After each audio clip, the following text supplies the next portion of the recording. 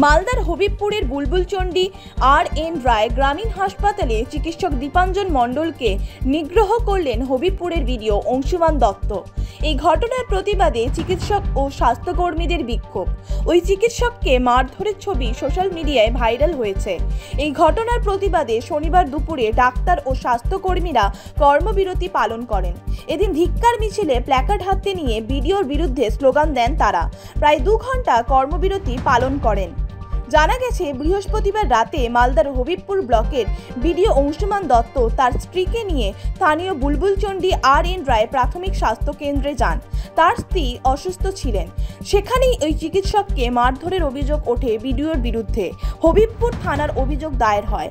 এই ঘটনায় ওই এলাকায় ব্যাপক উত্তেজনা ছড়ায়।